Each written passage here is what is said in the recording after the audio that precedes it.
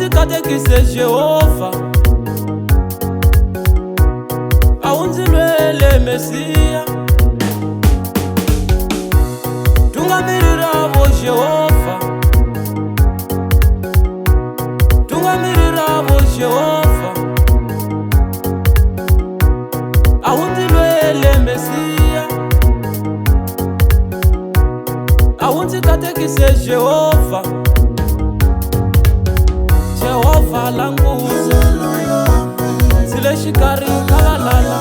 Jehova languza, zile shikari kalalala.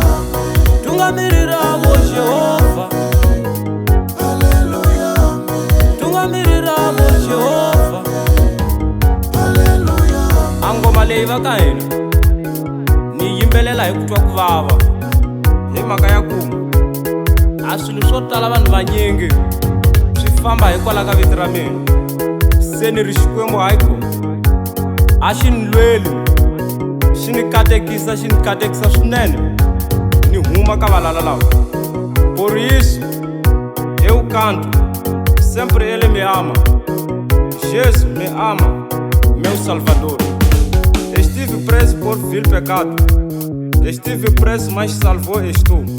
Jesus morreu na dura cruz, Jesus sofreu mas me salvou. Agora quero na minha vida eu me amigo sempre agradar.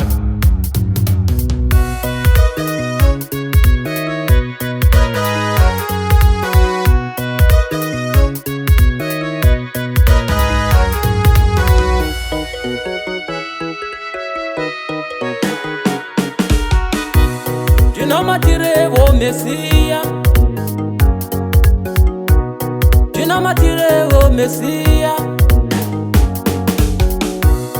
Gadzirisa vo nzira yangu kuti ndisvika kwauri, gadzirisa vo nzira yangu kuti ndisvika kwauri. Tungamirira vo mweya wangu kuti ndiziva kwauri, tungamirira vo mweya wangu kuti ndiziva kwauri. Aunzilwele Jehova, aunzilwele Tatana, gadzirisa vo mweya wangu kuti ndiziva kwauri. Tungamirira vo nzira yangu kuti ndisvika kwauri, gadzirisa vo mweya wangu kuti ndiziva kwauri. Tungamirira vo nzira yangu kuti ndisvika kwauri. Entramos no meu coração, que mudança me fez. O meu Jesus vindo, ele é meu coração.